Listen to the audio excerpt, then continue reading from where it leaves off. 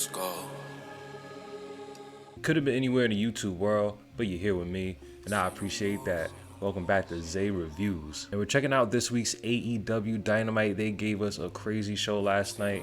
We had the St. Patrick's Day Slam, and it went down like this. So the night starts off with a huge six-man tag. We get the team of the AEW World Champion, Hangman Page, and the AEW Tag Team Champions, Jurassic Express, going up against a team of Adam Cole, Kyle O'Reilly, and Bobby Fish. One of my favorite spots of the night is when Jungle Boy, Luchasaurus, and Hangman Page set up this double doomsday device thing where Jungle Boy did like a little hop off the rope and then he caught him with the double clothesline. It was cool. I've watched wrestling for a minute now. I don't think I've ever seen a double doomsday device. That spot gave a huge pop for me. The crowd went crazy. Wow. The match will come down to its finish when Adam Cole would hit Jungle Boy in the back of the head with the knee, the boom knee, 1, 2, 3. The team of Adam Cole, Kyle O'Reilly, Bobby Fish, they get the win for the night. Next, we get the tag team match between the team of Jon Moxley and Bryan Danielson going up against two representatives of the Best Friends. We get Chuck Taylor and Wheeler Yuta. The match was definitely all Mox and all Danielson. The match would come down to its end after Bryan Danielson would hit the Danielson stops on Wheeler Yuta, and then after Danielson would do the stomps, Moxley would just come on in, hit the little headlock that he usually does, and he taps out clean. After that, we get a little post-match segment as William Regal comes down to the ring to congratulate his new team.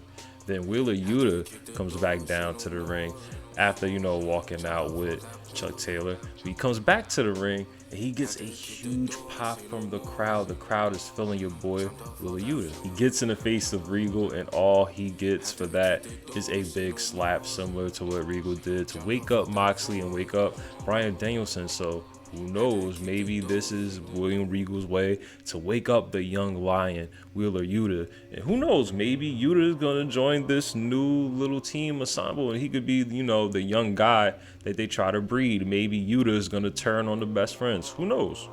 We'll see where this can go, but just the speculation is fun, isn't it? So after a quick backstage segment with the Acclaimed and Team Taz and Shane Strickland all building up this Friday's episode of Rampage, we head to the ring, and your boy Chris Jericho, he has his new stable with him. He calls it the Chris Jericho Appreciation Society. It's pretty much made up of whatever was left of the Inner Circle, which was Jericho and Jake Hager, and then you have 2.0 and Daniel Garcia joining them, creating this new odd stable. Chris Jericho goes on to say that he feels like he hasn't been appreciated when he had the Inner Circle. Sammy Guevara walked down on him. The team of Santana and Ortiz, they walked away, joining Eddie Kingston, and Chris Jericho was just over it. Chris Jericho goes to say that he feels that he is no longer a pro wrestler, that he is a sports entertainer.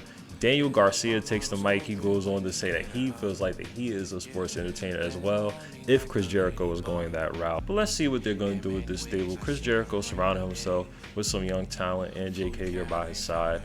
I don't know what they're going to do with it, man. AEW already has a bunch of stables, so let's see what they do with Chris Jericho and this new team that he has surrounding him. After we get a quick pre-recorded backstage segment as Sarita D says that she wants to end the career of Hikaru Shida, we get to the ring and we have our one-on-one confrontation for the TNT Championship. Scorpio Sky, who defeated Sammy Guevara last week to capture the belt, has his first title defense against Wardlow. Now, throughout the match, Scorpio was trying his best not to get powerbombed by your boy Wardlow, and Wardlow finally got his hands on Scorpio Sky, set him up for the powerbomb symphony, and at one point, you would have thought that Wardlow was going to walk away with the TNT Championship tonight. However, Shawn Spears would come out and distract Wardlow as MJF would attack him, blindside him ringside, and he would run his head right into the ring post, knocking him out a little bit, throwing him into the ring, and Scorpio Sky would take advantage of this by rolling him up for 1, 2, 3. Scorpio retains his belt. Afterwards, we get a post-match beatdown. MJF, American Top Team, they all get their punches in on Wardlow, and then Shawn Spears cracks Wardlow's head with the chair, and MJF then takes out a couple dollars and paid off your boy Dan Lambert. It's so messed up. Crazy heel move. Paid off Dan Lambert. Put the damage on the Wardlow. And we see that we're going to have this setup, man. MJF versus Wardlow. During that segment, we did get a huge pop from the crowd when Wardlow attempted to powerbomb MJF. So I think they're going to do the same thing that they did with MJF and CM Punk, where you're going to really want to see MJF get his ass kicked.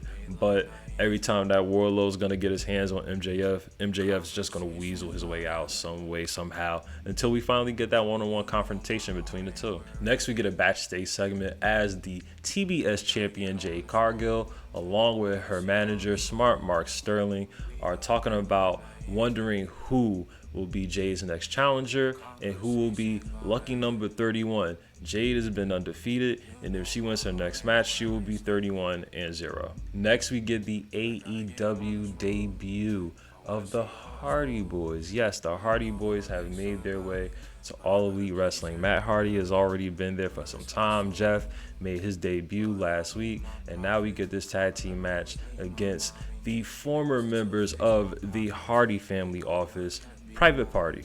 Now, Private Party can go crazy tag team, sort of a dream match scenario with the Hardys, but they have a smooth match, not a crazy match, not too much of a back and forth. This match was majority Hardy.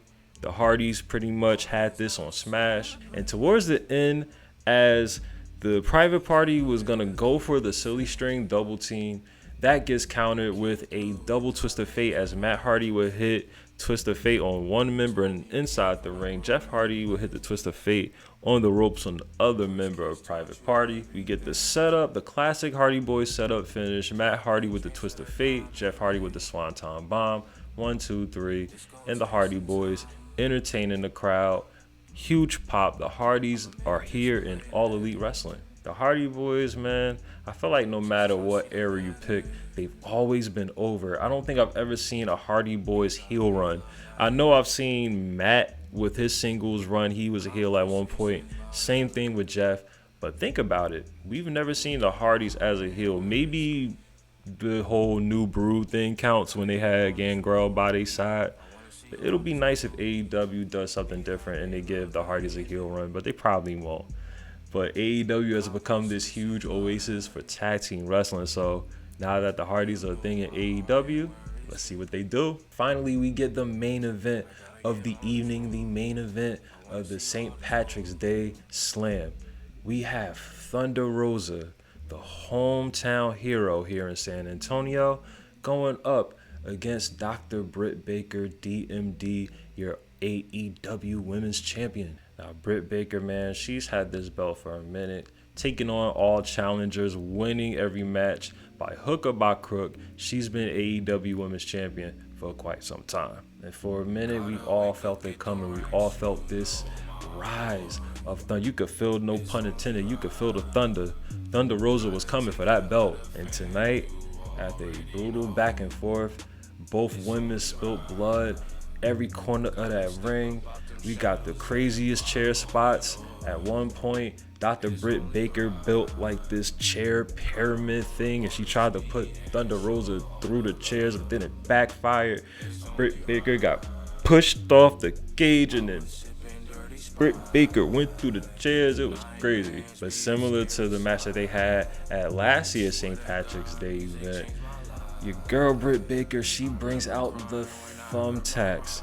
The freaking thumbtacks, spreads them out across the ring. You already know it's about to get real hardcore. So Thunder Rosa tries to slam Britt into the thumbtacks, but Britt will lay a little reversal, do a quick backdrop, tries to get her into the lockjaw, the submission that she does. But Thunder Rosa bites Britt Baker's hand and then slams into the tacks. Very, very smart tactic. This leads to Thunder Rosa capitalizing, hitting the Fire Thunder driver onto the thumbtacks right in the middle of the steel cage for the 1, 2, 3.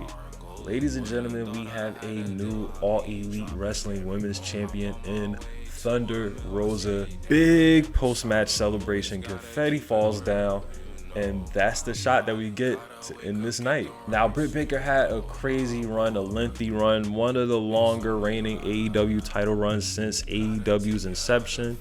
So it's cool that we finally get this payoff of this long rivalry between Britt Baker and Thunder Rosa. I don't think I've ever remembered them having bad matches, and I'm looking forward to Thunder Rosa's run. I wonder who her first rivalry is going to be.